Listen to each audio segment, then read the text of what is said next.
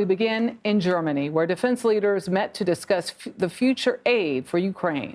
Ukrainian President Volodymyr Zelensky spoke with the group virtually today. He again urged Western allies to send more military resources to fend off Russian forces.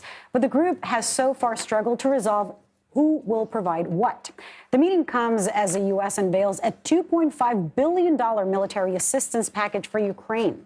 U.S. Defense Secretary Lloyd Austin says while today's meeting showed commitment in support of Ukraine, he warned the war has reached a crucial moment. And these important new commitments demonstrate the ongoing resolve of our allies and partners to help Ukraine defend itself.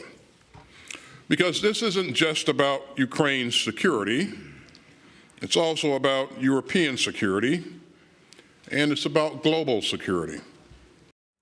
CBS News foreign correspondent Charlie D'Agata joins us now with more from London. Charlie, why don't we start with this $2.5 billion aid package the U.S. is now sending to Ukraine? What does it include? Well, Lilia, you know, we keep hearing about these aid packages and we hear about the kind of money that's being thrown around. $3.2 billion is a lot of money. However, this is the list of what it includes, and it is a big list. At the top of it, 59 Bradley infantry fighting vehicles with anti-tank missiles, 295,000 rounds of ammunition, 90 Stryker armored personnel carriers, 53 MRAPs, or mine-resistant ambush-protected vehicles, more than 100,000 artillery rounds, more ammunition for the HIMARS. The list goes on and on.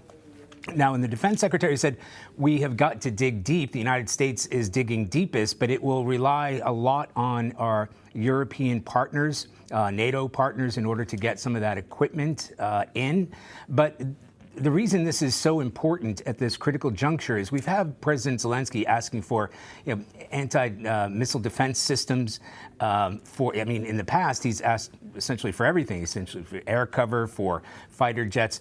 But the nature of the combat has changed, and certainly in Ukraine, they're expecting the Russians to come out in a new spring offensive. And these fighting vehicles, the Bradleys, for instance, are capable of fighting essentially toe-to-toe with the best of what the Russians have got in terms of the T-72 tanks that they've been using. But that's all the Ukrainians have got too, which are, Soviet-era tanks. So if the way the battlefield has moved on and the way the nature of the combat has moved on, especially in eastern Ukraine, they're looking at close combat. And that's why these are important pieces of equipment that are going in terms of the Bradleys, in terms of the Stryker armored personnel carriers.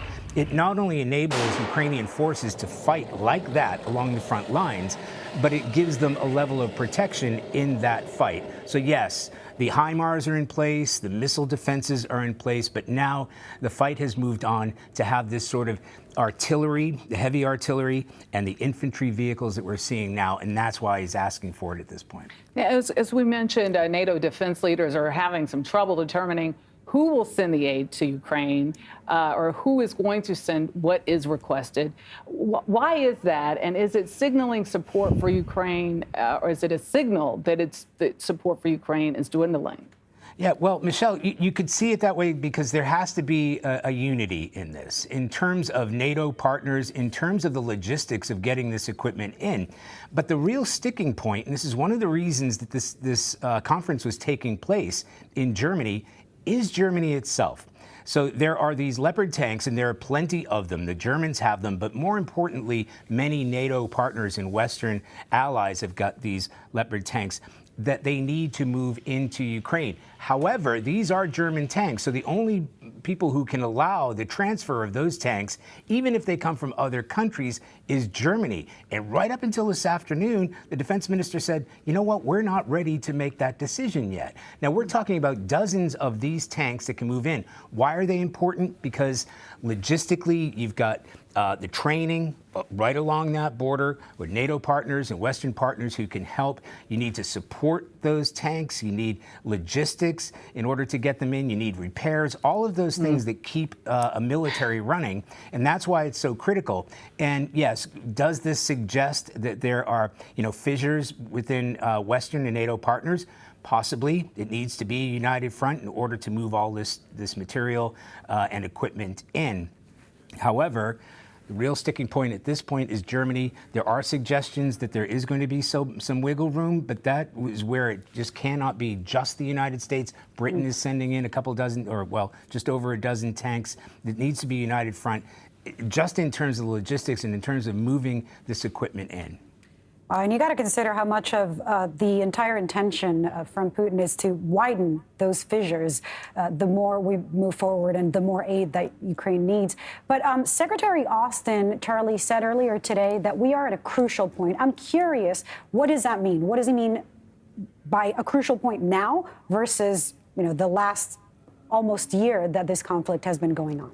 Yes, Lilia, it's exactly what the defense secretary was speaking about, because the crucial point is this equipment needs to be moved in very quickly, because Ukrainian intelligence and to a lesser degree U.S. intelligence is suggesting that the Russians are essentially getting ready to mount a massive spring offensive, a counteroffensive. Now, we all know that the Russians have been relatively unsuccessful along the front lines in eastern Donbass and places like Kherson. The Ukrainian military, for what it's worth, has been able to push the Russians back and even retake area, and I've been there myself, had taken over areas that Putin himself had declared Russian territory. So they continue to be on the move. But, nobody is under any illusions here. They don't believe that the Russians are going to continue to take steps back. They believe the Russians are going to launch a massive counteroffensive. And if that happens, which it is likely to happen in certain areas along that front line, the Ukrainians still, I know it might sound strange because they've had so many successes, will be outgunned when it comes to toe-to-toe battles. Yes, they have the long-range artillery, but the Russians have more of it. These conscripted forces will be coming in by the hundreds of thousands, they fear. So this will be a fight that's going to accelerate in the next few months. And unless this equipment and the men and women who are trained to use that equipment are in place, it puts the Ukrainian military and the Ukrainians themselves in a vulnerable position. Quick question, Charlie. Did you say just 12 or a dozen of these tanks? And if that's the number, is that enough? Well, it's 14 tanks, 14 Challenger 2 tanks that the Brits are going to put forward. In terms of the Leopards, there hasn't been a number that's been decided, but it will be dozens. There are certainly hundreds that are out there and ready to cross. The United States is sending in these 59 Bradley fighting vehicles, the Stryker armored personnel carriers. I've been in both of those things in combat. I've seen these things in the fight, and they are very capable, and they are very capable of fighting the Russians, as I said, village to village on these frontline occasions. And that's why this particular aid package, this military aid package, is so significant in the months to come in the fight that's happening in eastern Ukraine. And Charlie, we'll have to leave it right there. Thanks so much for all of your insight. Thank you.